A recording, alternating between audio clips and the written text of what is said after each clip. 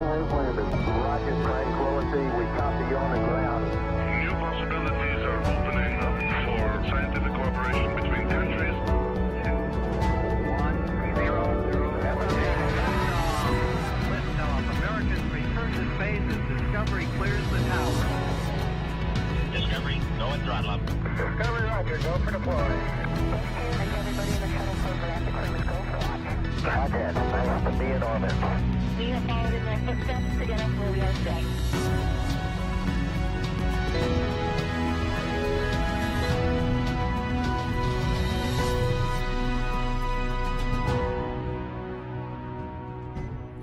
Well, good morning and welcome to the Kennedy Space Center. It's another great day at America's premier multi-user spaceport as we get ready to make history once again. With the successful test flight of the Crew Dragon on the Falcon 9 that safely delivered Bob Behnken and Doug Hurley to the International Space Station and brought them home safely, it set the stage for the Crew 1 mission tomorrow afternoon. This is the first flight under contract, the Crew Rotation mission with SpaceX to the International Space Station. This is truly a new era of human spaceflight, and I couldn't be more pleased with what the NASA and SpaceX team has accomplished. It's truly an exciting time. It's great that we're flying crews on a regular cadence once again from here at the Kennedy Space Center to space on U.S. rockets. It's also great that we're doing it with our international partners, and we've got Soichi Noguchi from Japan on board. I couldn't be more pleased with what this team has accomplished, and I'm truly proud and humbled to be a part of it. It's my pleasure now to introduce our NASA Administrator, Jim Bridenstine. Through his outstanding leadership and advocacy for the commercialization of low Earth orbit, the commercial crew program, and the transformation of the Kennedy Space Center to a multi-user spaceport have become reality. Please welcome a great American to the stand, our Administrator, Jim Bridenstine. Thank you. Well, thank you, Bob, for that introduction, and thank you for your amazing leadership here at the Kennedy Space Center, which has become now a truly multi-user spaceport, and we're looking forward to so many great things happening right here at Kennedy in the years ahead. But yes, this is another historic moment. It seems like every time I come to Kennedy, we're making history, and this is no different. The history being made this time is we're launching what we call an operational flight to the International Space Station. Make no mistake, vigilance is always required on every flight. But as Bob said, this is under contract. And another first for NASA is that this flight is certified by the FAA, the Federal Aviation Administration. We have Steve Dixon here, and I'll be introducing him here in a few minutes, the administrator of the FAA. But the whole goal here is to commercialize our activities in low Earth orbit. NASA wants to be one customer of many customers in a very robust commercial marketplace for human spaceflight in low Earth orbit. But we don't just want to be one of many customers, we also want to have numerous providers that are competing against each other on cost, on innovation, and on safety, ultimately bringing more access to space than ever before. We, of course, have had success with commercial resupply of the International Space Station, where we're buying services to get our equipment and hardware and experiments to the ISS. Now we are having success with commercial crew. And, of course, tomorrow's flight is the next major milestone in this development. And, of course, the next big phase is commercial space stations themselves, where we have private capital and NASA as a customer as well, ultimately capitalizing, funding, and moving forward for this new era in human spaceflight, where, again, NASA is just one of many customers and numerous providers are competing on cost and innovation. The ultimate goal is to have more resources to do things for which there is not yet a commercial marketplace, like go to the moon and on to Mars under the Artemis program and the Moon to Mars program. That's ultimately what we're trying to achieve here. And because of what's happening today, all of these things are going to be possible in the future. So this is a very exciting time for NASA, and these are, again, historic firsts. So tomorrow's launch is licensed by the Federal Aviation Administration Steve Dixon has become a good friend of mine. He is the administrator of the FAA, and of course, he's a graduate of the Air Force Academy, an F-15 pilot by trade, who went to work for Delta, flew the line at Delta for 9 years. By the way, he got a law degree in the midst of all this. And then, of course, he went into management at Delta as the Senior Vice President of Flight Operations before taking the helm of the Federal Aviation Administration. So please welcome Steve Dixon to the microphone.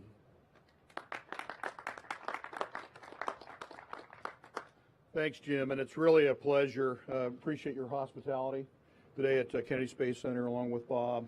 It's an honor to for the FAA to partner with NASA and SpaceX on the first operational Crew Dragon launch. You know, this is what happens when you add a drop or two of rocket fuel to Ingenuity. There's tremendous opportunity. We've all dedicated countless hours to making sure this launch is both safe and successful.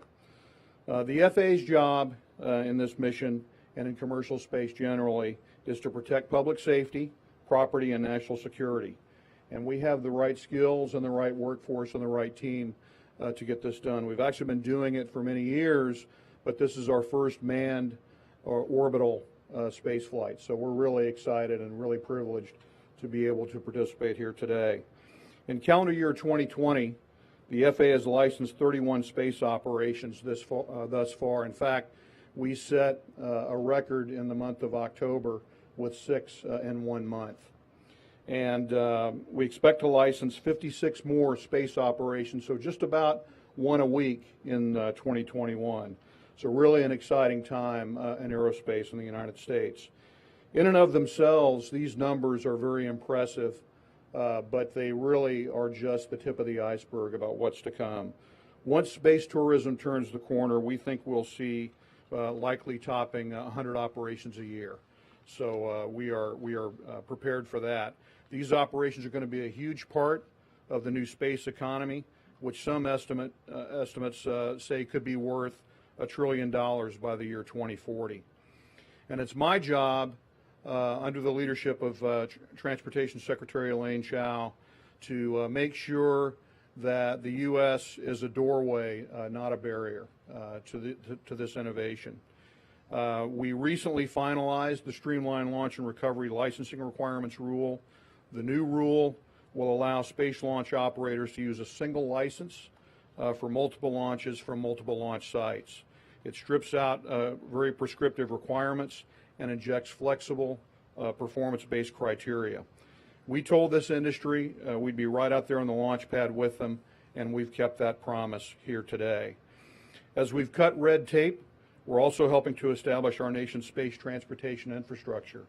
To date, we've licensed 12 spaceports with several potential sites in the pre-application phase for consideration. And we've established an FAA Office of Spaceports that will help us determine what services, rules, and regulation will be needed to support spaceports. And along with this, a whole suite of game-changing technologies and procedures to safely integrate space operations into the National Airspace System. By the start of next year, we plan to deploy a prototype of the Space Data Integrator, or SDI as we call it, that will feed real-time telemetry data from the space vehicle into the FAA's traffic flow management system so that we can manage air traffic much more surgically than we've been able to do historically. With SDI, we'll be able to block off less airspace for a space operation and release that airspace more quickly so it's available for other airspace users. And to complement SDI, we're already using time-based air traffic procedures to help us better manage the flow of aircraft around a space launch or reentry.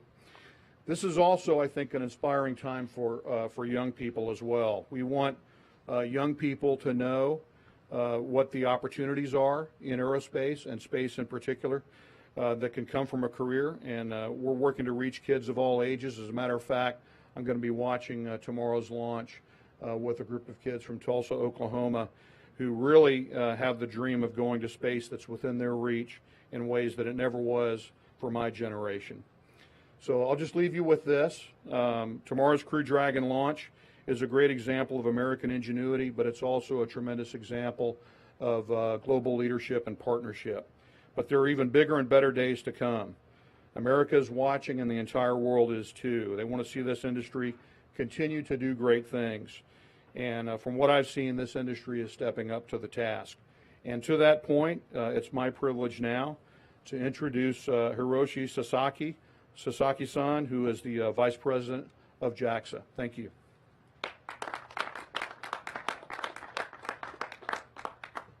Thanks, Steve, for introducing me. I'm Hiroshi Sasaki, Vice President of JAXA.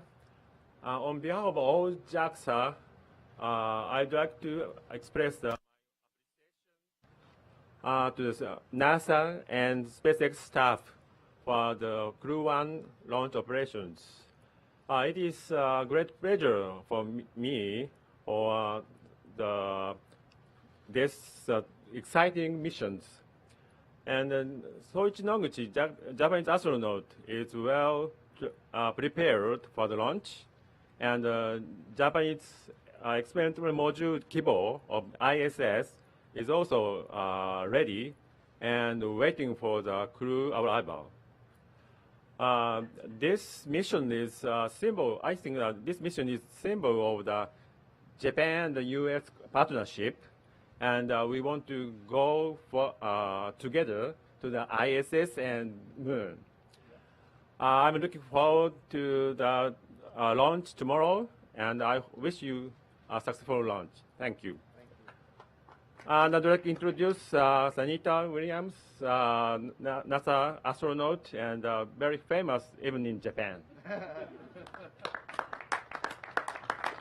Thank you, Sasaki-san. It's so great to be here in Florida. I'm so excited to see our friends launch tomorrow, Mike, Victor, Shannon, and Soichi. It's just going to be awesome to see them get to the International Space Station and be up there working for the next 6 months.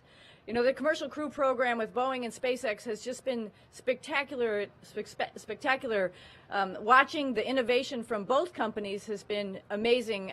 I'm specifically looking forward to seeing them live up there because our crew, my crew, is going to be the complimentary crew on this Boeing Starliner probably at the end of next year. So this is an exciting time for all of us, watching them pave the way so that we can do low Earth orbit with Commercial Crew, and then we can move on to the next big steps. With that, I'm going to introduce one of the newest astronauts in the newest class of astronauts, Johnny Kim, who is going to be leading that exploration charge. Thank you.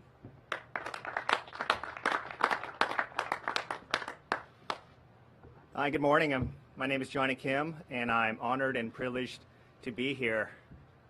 It's crazy to be thinking about what we're going to be doing tomorrow. It's hard to imagine how far we've come. The first certified flight of a commercial vehicle, launching 3 American astronauts and an international partner to the space station.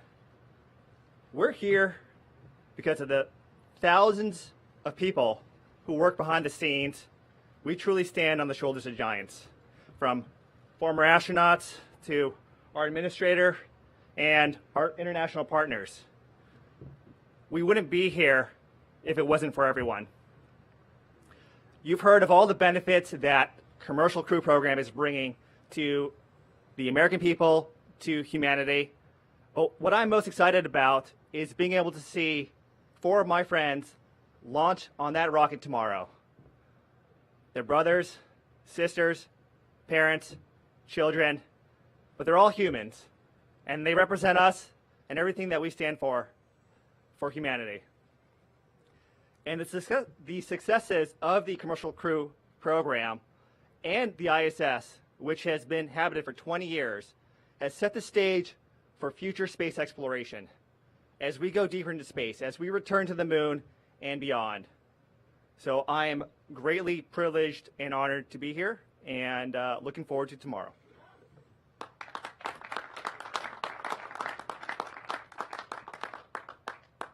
Now, thank you. We'll start taking questions from reporters. Please, 1 question for reporter.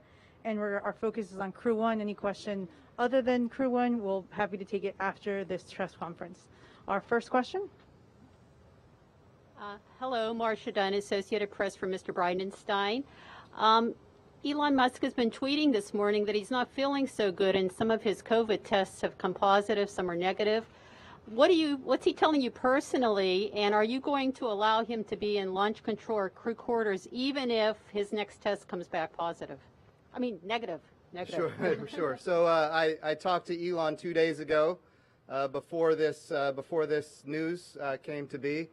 I'll tell you, when somebody tests positive for COVID here at the Kennedy Space Center and across NASA, it is our policy for that person to quarantine and self-isolate. So we anticipate that will be taking place. And, you know, we're looking to SpaceX to do any contact tracing that is appropriate.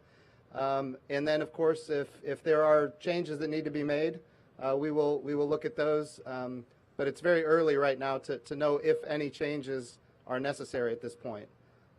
We just don't know. Hi, Lauren Gresh with The Verge. My question's for Jim.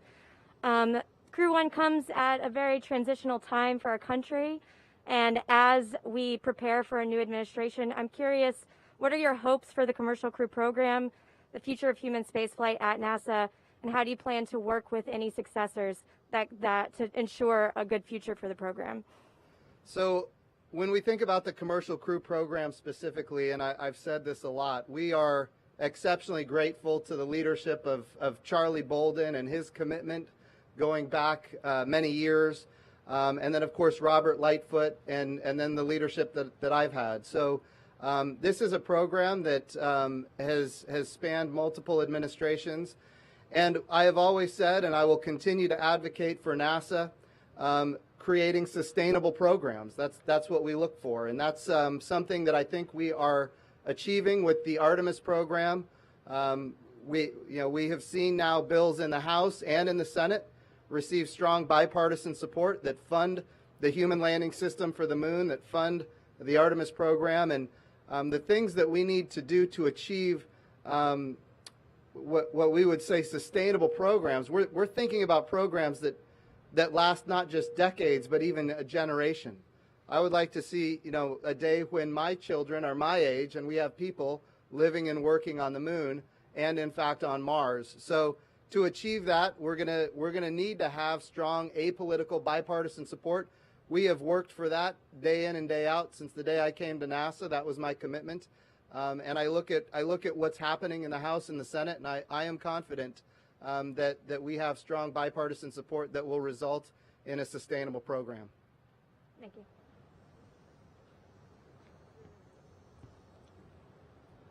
Hi, this is for Jim. Rachel Joy with Florida Today. Wondering if you could briefly kind of talk about the Falcon 9 engine issue that started with the GPS-3 mission when it had that last second abort, and how that played out in terms of engines being swapped out on GPS-3, Crew 1, and Sentinel-6, and how many ultimately are being swapped out across all three rockets. So I'll address your question kind of big picture, but I would refer you, we're having a flight readiness review, and then we're going to have a press conference after that, and I would refer those questions to the press conference after the flight readiness review. But I will tell you, when we think about the commercial program itself, and I said this earlier, remember what we're trying to achieve. NASA wants to be one customer of many customers in a very robust commercial marketplace. One of the benefits of that is that when the Air Force or the Space Force or a commercial communication satellite launches, we're going to get data and information about the engines on the Falcon 9 rocket, about the performance of the avionics systems, etc. And so each one of these missions is actually very informative for what we're trying to achieve as an agency. So that is in fact what I think is so magnificent about the Commercial Crew Program in general. I would say, when we go back to the shuttle era, every flight was a human flight. And every flight was, in fact, a NASA flight. And in this case, we've got commercial flights, as Bob Cabana has done. He's turned this facility into a multi-user spaceport where we have all of these different entities using these commercial vehicles, including now NASA, so we can get benefits from all of these other launches. So I'll leave it at that, but I would refer you, the flight readiness review is is going to be happening today, and at the conclusion there will be a conference, and certainly that's a question that I would refer to them. Yep. Hi, it's Chris Davenport from the Washington Post for Jim. You touched on this in your opening remarks, but there's a lot of talk about this being the beginning of operational flights from U.S. soil, regular flights with crews to the space station. But the fact of the matter is that Crew Dragon's only flown a couple of times. Can you talk, please, a little bit about what you're doing to ensure that it's safe? It seems to me that this is a test mission still in a lot of ways. Absolutely, Chris. So when we think about flights to space, they are all, we take all of them with great precaution. We take them very seriously. And every bit of attention to detail that we have on a test flight, we also have on operational flights. That being said, I've also said, we learn from every single flight, whether it's operational or a test flight. But here's the thing, we're launching 4 astronauts, 3 American astronauts, a Japanese astronaut. They're going to the International Space Station for a period of 6 months to do very real and serious work on behalf of the American people and on behalf of humanity at large. And so it is operational, but it is also true that when you think about space flight, every flight is a test flight. There's always something new and always something different. In this case, they're going for a longer period of time. They're going to be doing different things on the International Space Station. They're going with a crew of 4, and they're going to be doing some different things on the way. And each one of those requires us to be exceptionally diligent, which we always are. But make certain we don't take any of this lightly. Thank you.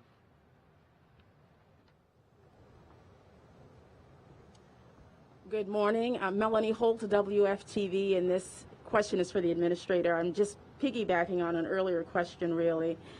We were talking about just the change that is coming now with this administration as well, and I'd like to know, if given the opportunity, would you like to continue the work that has already begun here? So I will refer you to the comments that I made to Irene Klotz, who is standing behind you. I made them on Sunday, and I'm going to leave my comments there on that. Thank you. Hi, Irene Klotz with Aviation Week. Jim, what is the status of the discussions with the Russians to do crew swaps for Commercial Crew and Soyuz? So I know both countries are committed to the International Space Station and the amazing work that has been going on there now with humans on board for 20 years. We're moving into this new era where instead of NASA purchasing seats, we want to have an exchange of seats where American astronauts can fly on Russian Soyuz rockets and Russian cosmonauts can fly on Commercial Crew vehicles. That's the direction that I think both countries have an interest in achieving, and that's necessary because we want to see a day where if there is a challenge with one of the vehicles and it's down for a period of time, we have continual access to the International Space Station by both partners. So those discussions are ongoing. We don't have a resolution at this point, but certainly that's something both countries are working towards. I could ask a second question of Mr. Dixon. Is the process that you just went through to certify this mission, how similar will that be when you're asked to certify flights with non-professional astronauts? It's a great question. It'll be really the same process. And it's very similar to the process that we've been using for many years on unmanned commercial missions. I think that, though, to Jim's point about sustainable programs, the FAA being involved in this is part of scaling manned commercial space missions in a larger way, because they'll become a more routine part of the aerospace system in our country. So again, it's really building on the work that we've all done together. NASA and the FAA have partnered on many issues over the years, and this is just another form of that partnership.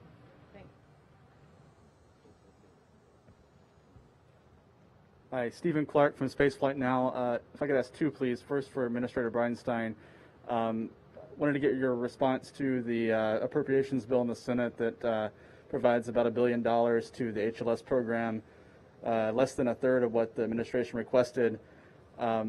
a little bit more than the House version, but not as much as you requested. Just wanted to see how that whole process is going to affect the HLS procurement and 2024 for Artemis. And for Sonny Williams, what's the latest you're hearing from the Boeing team on Starliner and when those test flights may be, OFT-2 crew flight test, and when you're going to fly, and what's driving the schedule right now? Thank you.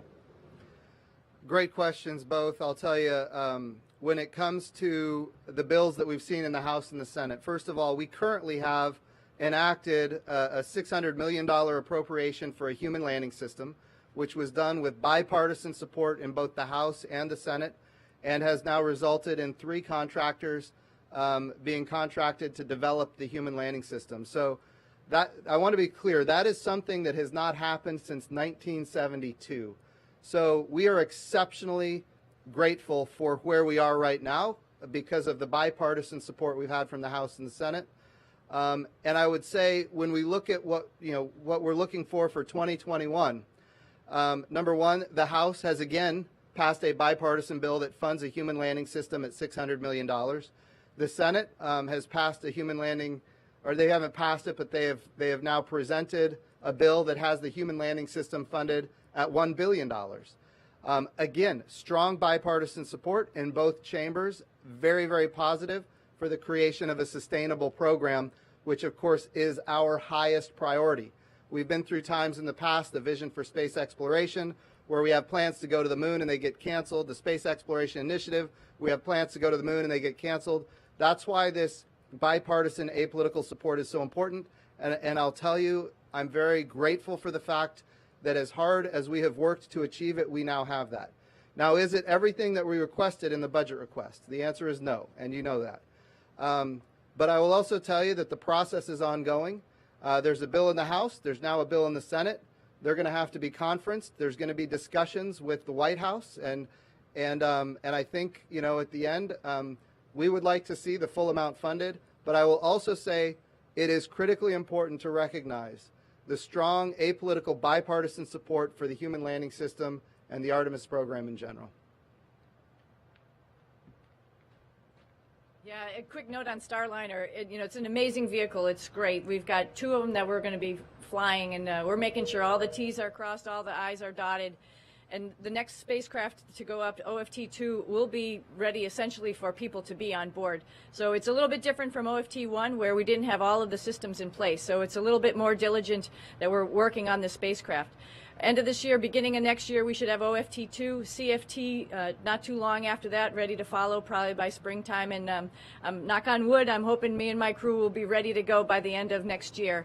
It's going to be an exciting year with we also have to worry about what ports are open on the space station. It's getting a little crowded in space, and that's a really good thing, and we're just going to have to work into the schedule. So stand by. It's going to be before you know it.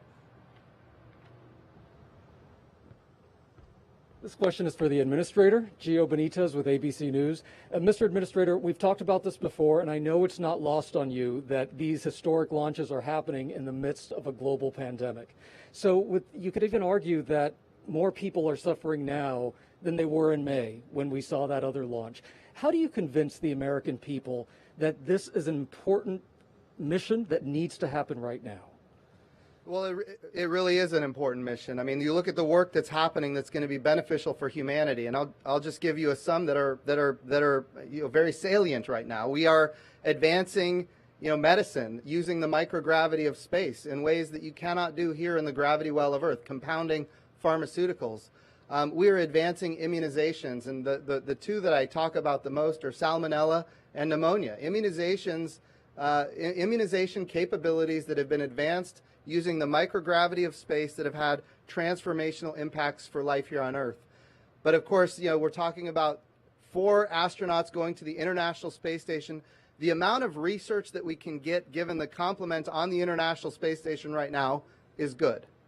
When we have additional astronauts, a full complement of crew on the International Space Station, the amount of research is going to be transformational. And so it is critically important as we advance the human condition here on Earth, whether we talk about creating human tissue in the microgravity of space where it doesn't go flat like it does in the gravity well of Earth.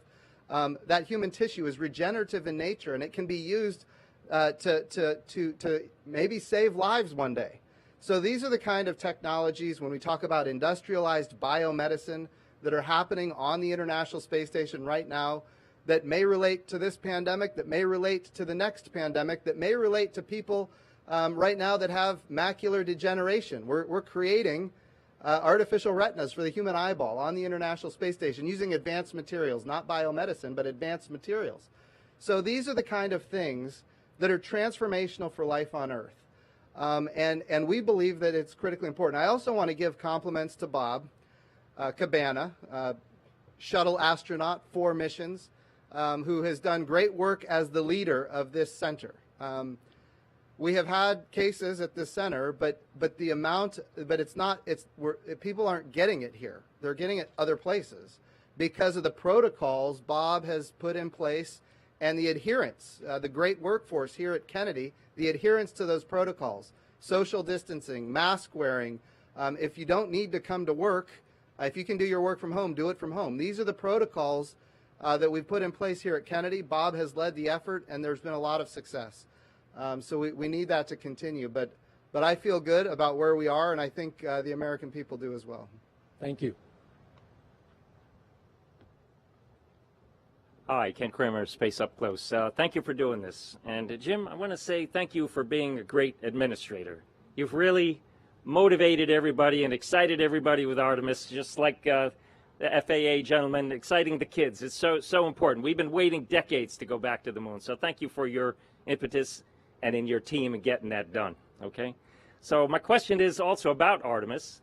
We've had a lot of hurricanes in the Gulf, very near and passing over the core stage. How is the core stage doing? How are NASA facilities doing there in Stennis and Michoud? Well, for sure, there have been impacts from hurricanes and, of course, from COVID. And people are aware that the core stage of the SLS, I mean, that's the challenge right now. We've got to get that complete. We've got to get the green run test complete, and we're working on that every day. And the reason we do the green run test, we go through every system and every subsystem, and we test all of the limits to make sure all of the margin is, and we're going to find things. And when we find things, we're going to get them corrected. Remember, the SLS rocket is not, it is a test vehicle, but it's going to the moon.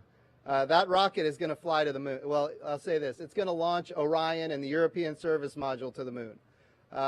And so we have to make sure we get it right. And when we get this first one right, the second SLS is going to launch American astronauts around the moon. So this is a program that is on the 5-yard line, and we're very excited about getting the test complete, getting the core stage here. Yesterday I was at the VAB, the Vehicle Assembly Building, and the solid rocket boosters are there, ready to be integrated. They're not in the Vehicle Assembly Building now, but they're in the processing facility. But they're here at Kennedy. We saw the Orion crew capsule is ready and tested. The European Service Module is ready and tested. The adapters and the fairings, everything is ready. We just got to get that core stage here. We saw just recently the mobile launcher roll out and then roll back in. And yesterday I saw it in its completed form, and it's beautiful. Bob told me that would not be what holds us up, and so far he's been right. So there's a lot of positive things happening, and we're very excited about getting that first launch done. As of this point, the November date of 2021 for that first launch has not changed. We had margin in that schedule. But I will also tell you that with COVID and the hurricanes and some other things, that margin is going to slip. So right now we're holding to that schedule. Is that going to stay that way? It depends. I mean, as time goes on, we're going to learn more about how these impacts are affecting us. Thanks. Could I ask one more question about COVID? If there's any research on the ISS directed towards COVID, or have you been contacted by the vaccine companies at all where the ISS could assist in that research? Thanks. Not on the vaccines per se, but I will tell you, when the pandemic first began, we had great folks at the Jet Propulsion Laboratory, which is one of the NASA centers at Caltech University. And they when they had to stop work on some projects because of COVID, they went to work in their own homes, and they created a ventilator that uses none of the parts that come from the other ventilator manufacturing capabilities. That ventilator has now been licensed to a number of companies for mass manufacturing if and when needed. I will tell you that the way we make sure that we protect planets when we fly robots to other worlds, that's basically with a fog, and we make sure that we don't take any microbes to any other worlds.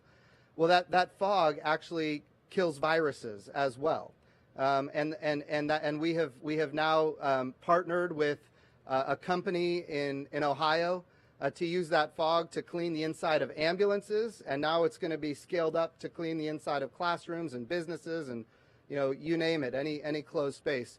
So that there are great things that are happening at NASA that support the COVID response. But as far as any immunization capability at this point, if there is, I have not heard of it at this point. Hello and konnichiwa. Phil Keating, Fox News. I'll identify two issues that we took up and dealt with, and then I'll turn it over to Bob regarding the launch pad itself. So when the capsule came back, it looked like the ablative heat shield had some spots where it may have ablated more than we anticipated, within limits, within margin, but more than we anticipated. And of course, the good thing again about commercial crew and commercial resupply is that we've tested a lot of heat shields, and we've seen a lot of heat shields. Now, we've made adjustments to the heat shield to ensure that we understood what the issue was and fixed it. And then there was an issue on the parachutes where they opened maybe a fraction of a second later than we anticipated, all within margin. I want to be very clear, all within what was specified as far as the realm of safety. But it might have taken just a little bit longer for those parachutes to deploy, so I think they deployed at around 6,000 feet instead of 6,500 or whatever the number was. But those are two issues that have been resolved. Again, I want to be clear, they were within margin and safe. We just wanted to understand it a little bit more, make some adjustments, and we did. As far as the pad, I'll turn it over to Bob. So the pad's ready to go. But after every launch, regardless of what pad it is, there are maintenance procedures that have to be followed to inspect the pad, go back and correct some things that may have been damaged, but to ensure that the pad's ready for the next launch. And that goes for any pad out here. So SpaceX went through everything after every launch, and they're good to go. I wasn't really referring to the pad itself, but the capsule and the rocket stack as we approach launch tomorrow night. Yeah, right now, as the administrator said, we're going to have our launch readiness review with SpaceX here at noon, and we'll find out the latest detail on everything. Up until now, as far as I know, they're working no serious issues, and we're good to go, but we'll have the details after the launch readiness review at noon. Good morning. This is Takuya Katsumura from Japan's Nippon Television. This is a question for Mr. Bridenstine. So tomorrow is going to be a historical operational flight of Crew 1, where Soichi Noguchi will be flying alongside American astronauts. How significant it is, and what's the meaning of it for NASA as well as for JAXA? Yeah, no, it is extremely significant. Soichi Noguchi is an amazing astronaut. He's an amazing human being, and he's not just a Japanese hero. He's an American hero. I think he is one of the finest. I will tell you, when we think about the partnerships that we have around the world, Japan is among the best partners that we have. And I will also say that the significance of that partnership is here we are on the first operational mission of a commercial crew vehicle, and Japan is with us. Really on day one, Japan is with us. With us on the International Space Station. We're looking at the enthusiasm in Japan for the Artemis program. And the budget that Japan is seeking to achieve humans landing on the moon for the first time since 1972, and knowing that Japan wants to be with us on the Artemis program and committing themselves not just to the effort but backing it up with financial resources. Japan is an amazing partner, and we're very, very grateful for for the nation of Japan. And I look forward to all the amazing things that Soichi Noguchi is going to do on the International Space Station over the coming 6 months.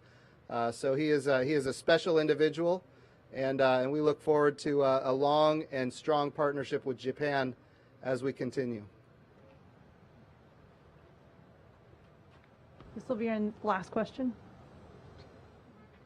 Administrator David Curley from Discovery Channel. About Elon Musk and the possibility that he's not feeling good and could be ill. I know the crew is in quarantine. Has he had any contact with the crew or others, trainers or others who've been in contact with the crew? Have you been able to contact trace all that? And if not, is there a chance that if he is ill, you might have to delay? So as far as any contact with the crew, I am unaware of it. That contact tracing should be underway right now. And of course, NASA and SpaceX are going to work through it together and come to the right conclusion.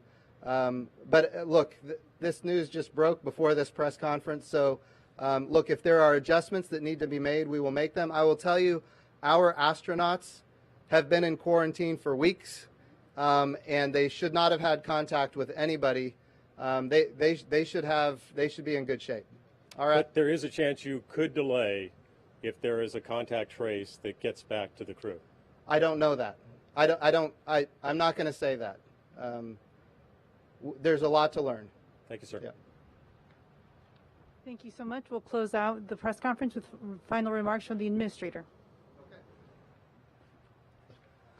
Well, I just want to thank everybody for once again coming to a launch. This time, really the first time we go with a crew of 4 to the International Space Station on a commercial crew vehicle. It's the first time we go with one of our international partners, Japan, and we are so very grateful for the amazing partnership that we have with Japan. And it's the first time we go as a commercial vehicle licensed with humans into orbit, licensed by the FAA. So there's a lot of firsts on this flight, a lot of amazing discoveries that are going to happen by these 4 amazing astronauts over the next 6 months. So it's a great time to be at NASA, and it's a great time if you're an enthusiast of space exploration. Boy, I'll tell you, there's a lot happening now, not just in low Earth orbit, but with the Artemis program and all the way to the moon. So thank you all for being in attendance, and we'll look forward to a great launch tomorrow. Thank you.